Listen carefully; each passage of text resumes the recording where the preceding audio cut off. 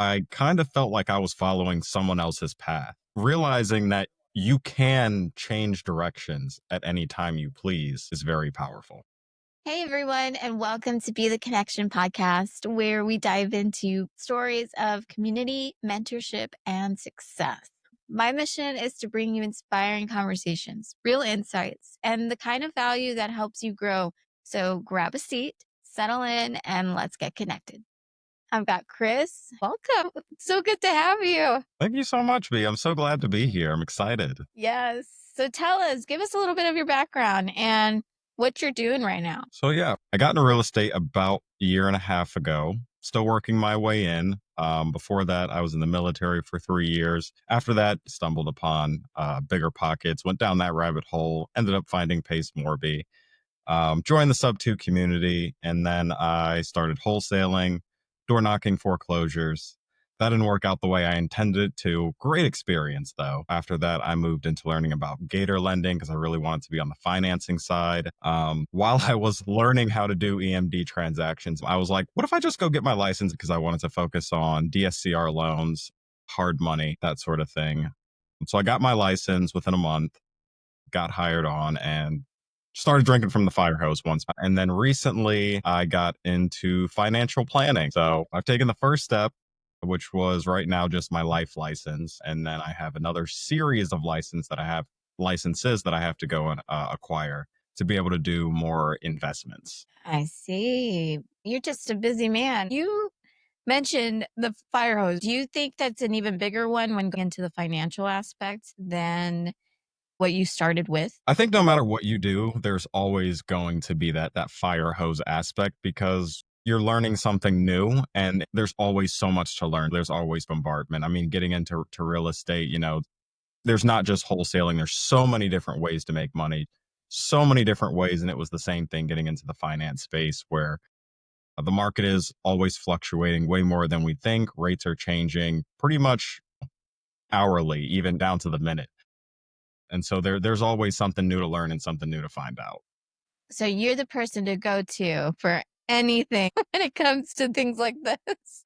What made you make that decision to go into it, EMD, finding out more about the financial side? Well, wholesaling didn't really pan out the way I wanted. When I joined Sub 2, about 2 weeks later, I saw one of Pace's ads for the Gator community. And I was like, wow, that's really cool. I would really love to do something like that. I didn't have the mindset to go connect with some people who are doing that and like try to learn from them and see how I can just get started in this. At that point, I was like, wow, I would really love to be on the financing side. I would really love to be the bank. I mean, everybody needs money. It's a way to kind of support everybody's endeavors.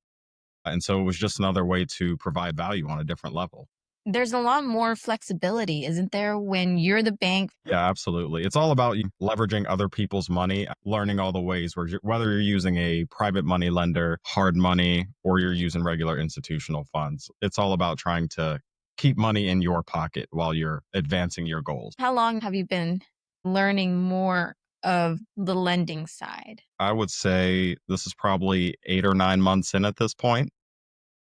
What was one of the biggest challenges that you feel like you've faced so far on this journey? Getting out and talking to people because I was never the social butterfly. So whatever you're doing, it has some type of value that it can provide to someone else. And if you have the best product in the world, it doesn't matter if nobody knows about it. And once you get out there and start talking to people, you start to find people that do need your help. By not reaching out to that person, I have actually done a disservice because they could have used my help. You do so well talking to everybody. You never know until you actually start doing it, right? Exactly. Yeah. So that's always good. And why do you think it was important for you to really go through that? I would say no matter what you're doing, you're going to have to talk to people, step out of that comfort zone. And what I'm very quickly learning and constantly repeating to myself is that what's happening in here is a lot less scary than the actual outcome of whatever you're thinking. So, for instance, if there's someone you're attracted to and you're like, wow, I wish I could go and talk to them. The worst that's going to happen is them probably telling you no. They're not going to throw a drink in your face, do something outlandish. So whatever we want to do, the mental process that's keeping us back is likely a lot less scary than the actual outcome. Oh, yeah, for sure. It's that initial feeling of like fear of rejection. What are they going to do? What are they going to say? What if they think something of me or all those other thoughts? I feel like those thoughts are just lies. You never know what's going to happen. Something good may actually come from that. How did overcoming everything that you've gone through change you as an investor and as a person? Through all the changes, I kind of felt like I was following someone else's path. At first, it was like, okay, work with foreclosures, help homeowners get out of their situations. Great place to be, great work to be doing. But at a certain point, I was like, am I doing this because I want to, or because this person is very successful at it and this is the path that worked for them? Realizing that you can change directions at any time you please is very powerful. That's so good. Were there any like major people who you've looked up to and continue to seek their mentorship in the process?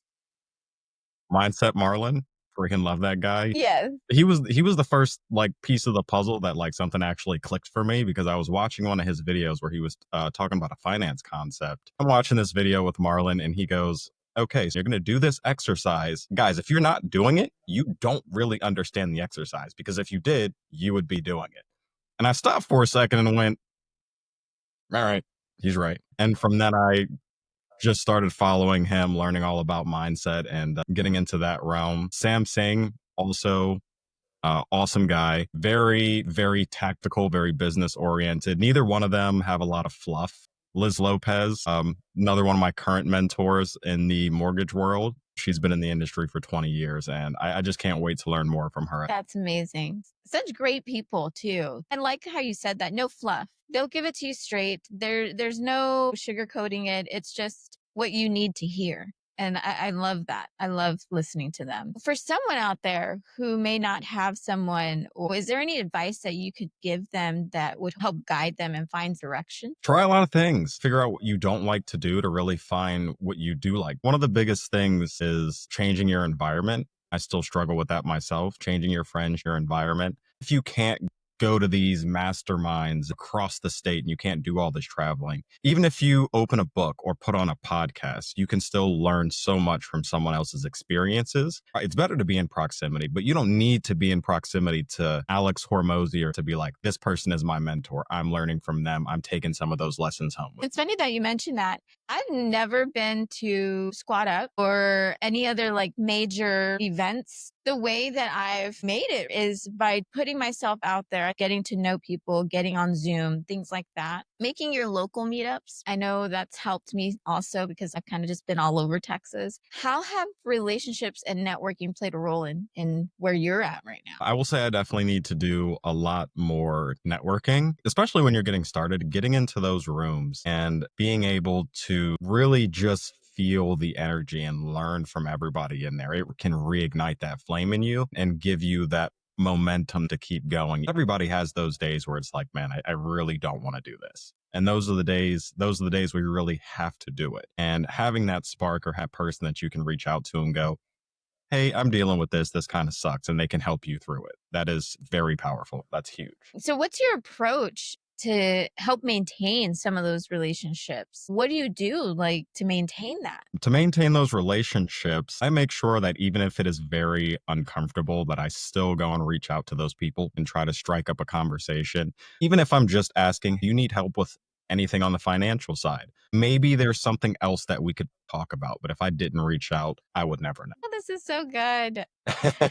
So, for someone out there just starting out, what's something that would help guide them to build a network? If you want to get super uncomfortable, go and start your own meetup. I had that thought and I still have not put it into action yet. Go to meetup.com. You can find some local meetups on there. You could probably find some groups on Facebook, even do some virtual networking. And if you don't connect with everybody, if you see numbers in the chat, write them down. If you see emails, write them down. Find different ways to reach out to these people and just make the connection and have a conversation. Hey, I saw you were in this meetup. Just wanted to have a chat, introduce myself, see what you're doing, and see how I can help you move forward. Because that's really how relationships are going to be made. What's some of the things that you really love about what you're doing? The financial planning aspect, being able to help people get out of debt, plan for retirement, and find new ways to really start investing their money and keep it growing, even if it's outside of real estate. Even take these strategies for myself eventually and be able to apply them in my own life and then teach others how to do that, I think is going to be huge because everybody has a want and some type of need to get to this place of financial independence. But if you don't have a plan, it's going to be very difficult. Could you give us like an example of what that would look like? I would say maybe investing in mutual funds, or if you have a lot of debt, there's a process called debt stacking. So once you pay off the highest one, it just snowballs downhill. Making sure your income is protected through things like life insurance, using refinances to consolidate debt, buying rental properties and investing in different assets like that. So there's a ton of different things that you can actually do to grow your wealth, protect your income, and start getting out of debt. Very cool. I like it. I know where to go for that now.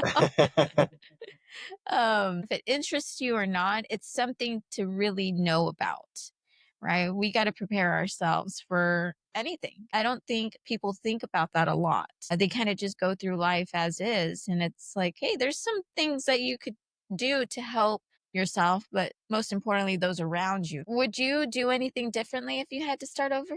Gosh, I'd probably do a lot more networking. I just wanted to take as much action as possible. But if you're taking action and you don't know what the next steps are, that's where that networking comes in. You need to know who to go to that can actually solve the problem. Tell me, what is something that makes a big difference for you? Is it some type of habit, mindset shift, something that helps you on the daily to kind of keep you on track? Time blocking. Time blocking is hugely important.